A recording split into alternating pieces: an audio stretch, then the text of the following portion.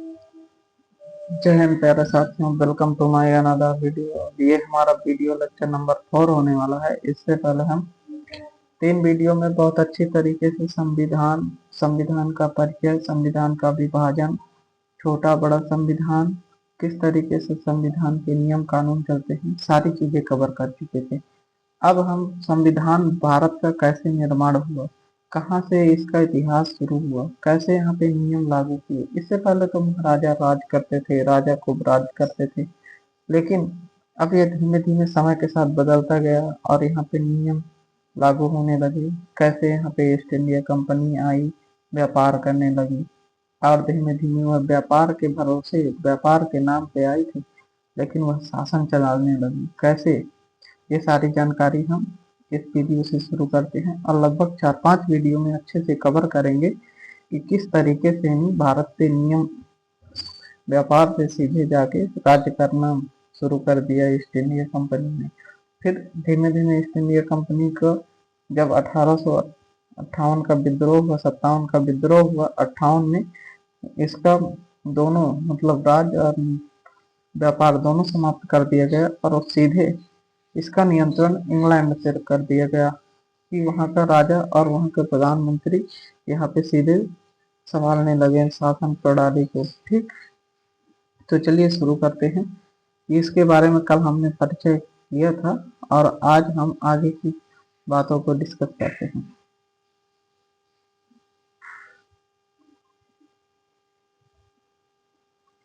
Board of director, जब east India company बनकर तैयार होकर वहां से इंग्लैंड से भारत एक जहाज लेकर आई और यहाँ पे जहाज आया व्यापार करने के लिए, तो एक मतलब 24 लोगों का बोर्ड ऑफ डायरेक्टर समूह था। 24 लोग थे जो इस व्यापार के देख रेख करते थे और उसका बजट, उस पे सारी जानकारी, उस पे व्यवहार, सब कुछ मतलब उसकी सारी चीजें निर्धारित करते थे। तो उसके बोर्ड ऑफ डायरेक्टर कहा जाता था और यह बोर्ड ऑफ डायरेक्टर 1 वर्ष के लिए होता था। ये नहीं कि कोई आ गया और यहाँ व्यापार करने लगा, अचानक से ही खूब धन संपत्ति मिले और धन संपत्ति के थ्रू वह अमीर होकर चला जाए, ऐसा कुछ नहीं था। वहां पे 1 वर्ष के लिए रखा जाता था। 1 वर्ष 24 मेंबर थे और 1 वर्षों के बाद इन्हें हटा दिया जाता था, नए रखे जाते थे, नए लोगों को मौका दिया जाता था।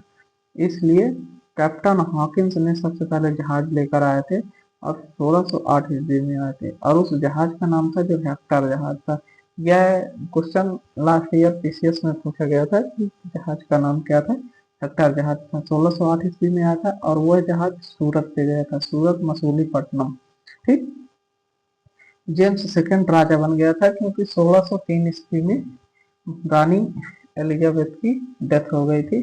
तब जेम्स सेकंड अकबर के नाम पर एक प्रार्थना पत्र भेजता है और चाहता है कि भारत में व्यापार करने दिया जाए इंग्लैंड के लोगों को।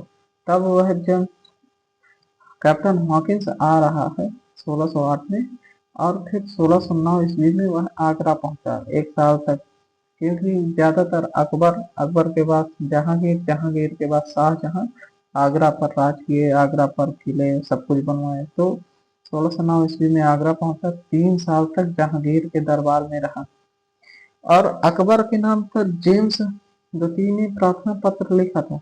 तब उसे लग रहा था कि राजा अकबर है, क्योंकि तब अकबर ही 1556 से लेके राज करता चला आ रहा था, 1556 से लेके 1605 ईस्वी तक। लेकिन वहां पर आज के समय के जैसे media, news channel, mobile phone कुछ है नहीं कि तुरंत पता चल जाएगा। तब तक जाके कैप्टन हॉकिंस निकल चुका था, वह निकल कर आया था और फिर यहाँ पर पहुंचा। जब तक पता चला तब तक वो आ गया था।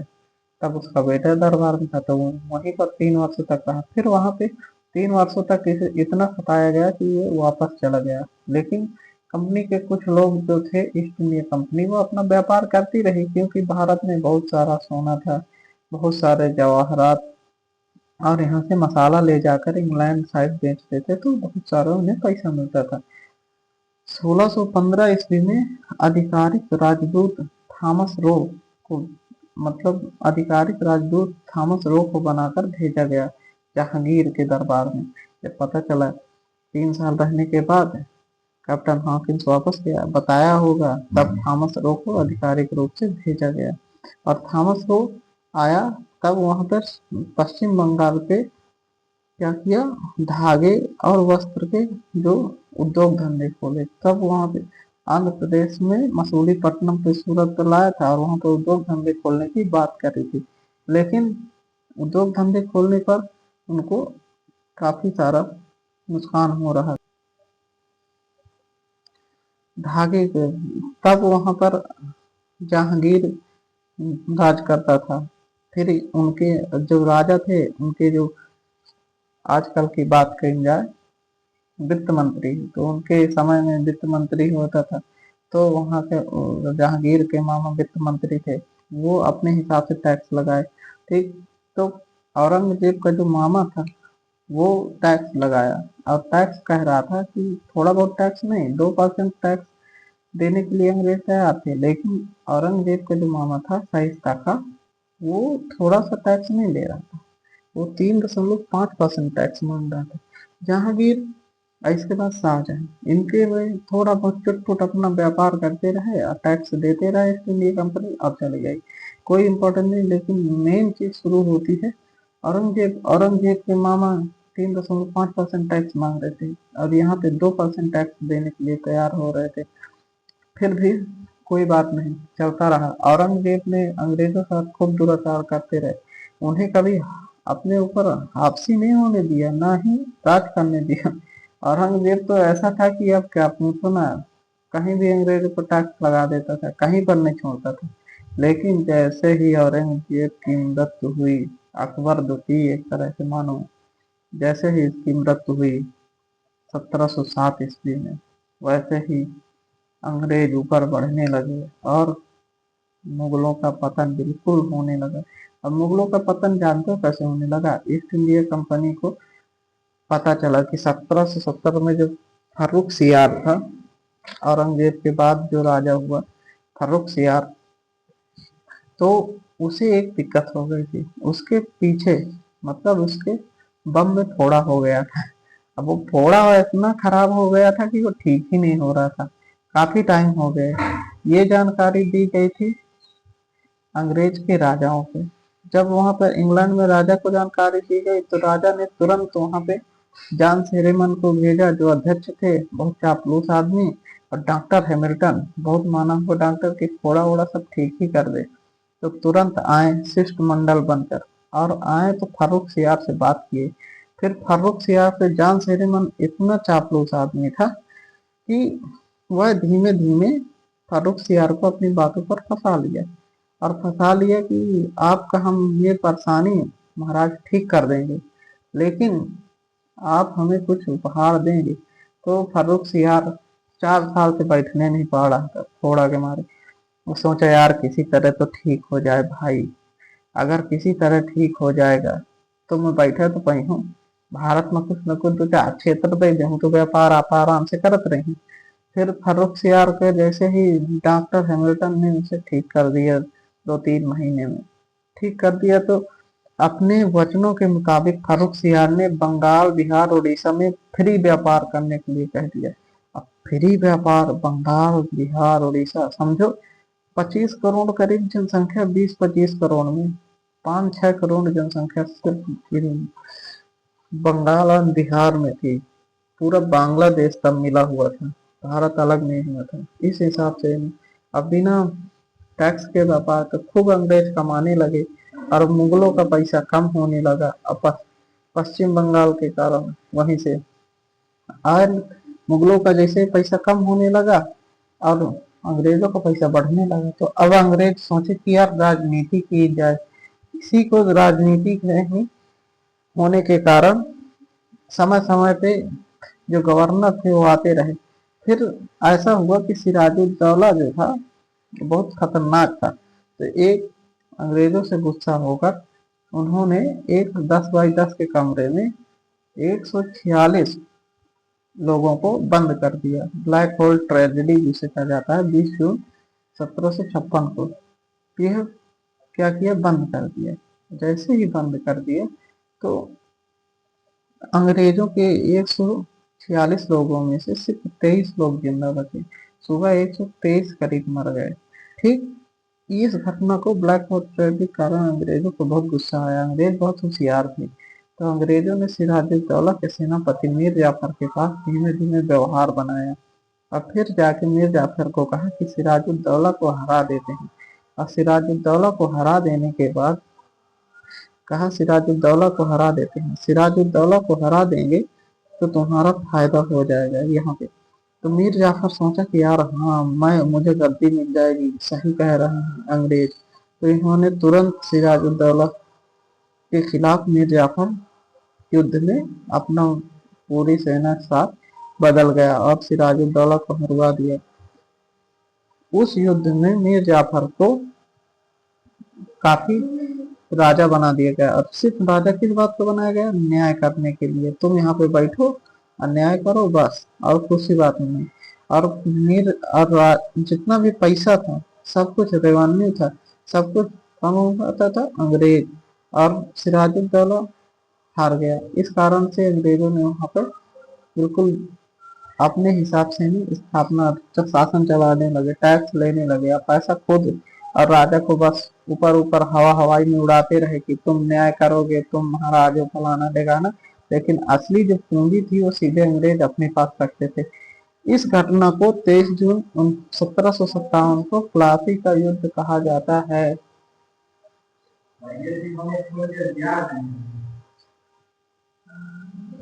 फिर मीर जाफर को ये चीज पसंद ना आने लगी, क्योंकि जो अंग्रेज चाहते थे वही करवाते थे।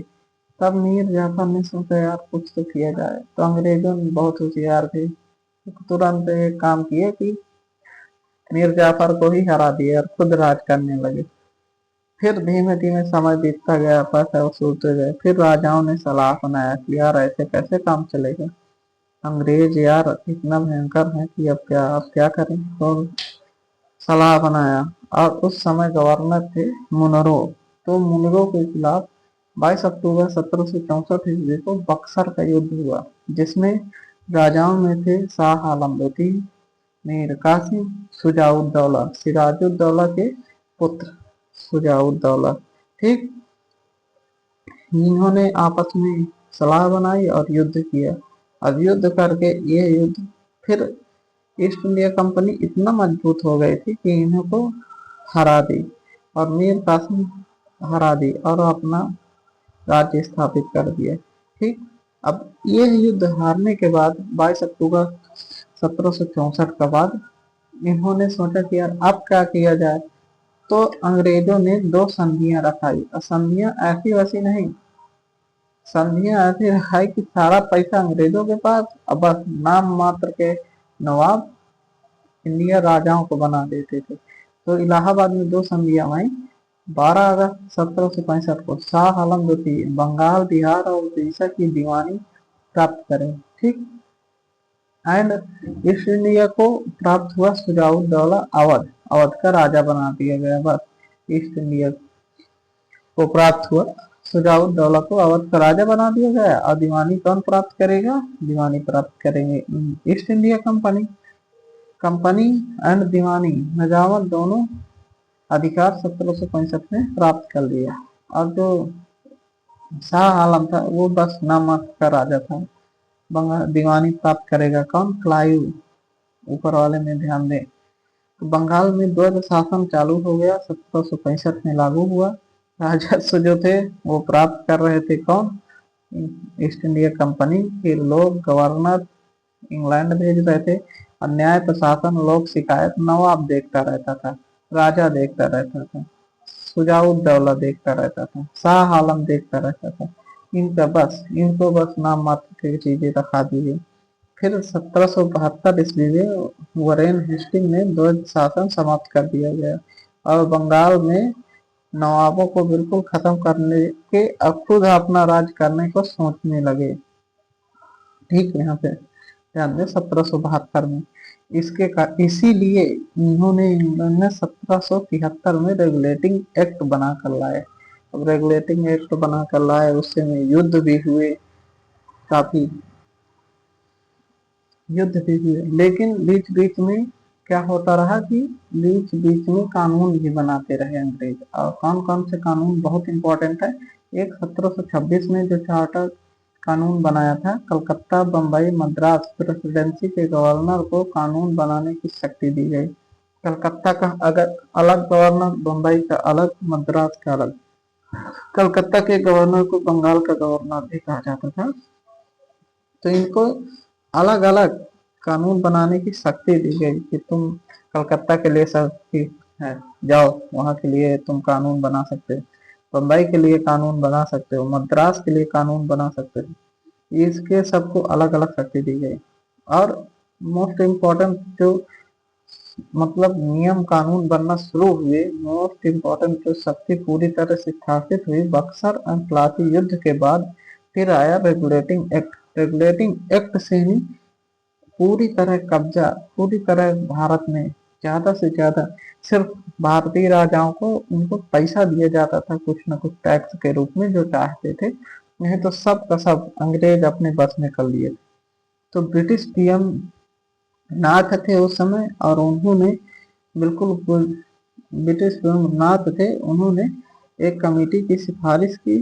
और उन्होंने कमेटी की सिफारिश में 1772 में जो ईस्ट इंडिया कंपनी में यहाँ पे भ्रष्टाचार है, ईस्ट इंडिया कंपनी में भ्रष्टाचार, भ्रष्टाचार का मतलब जो गवर्नर बन के आते थे वह यहाँ से बहुत माला माल होके जाते थे, बहुत पैसा लूट के जाते थे।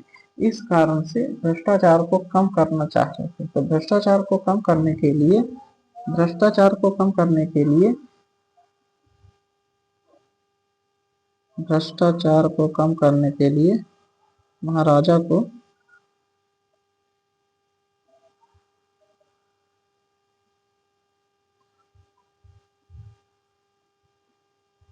भ्रष्टाचार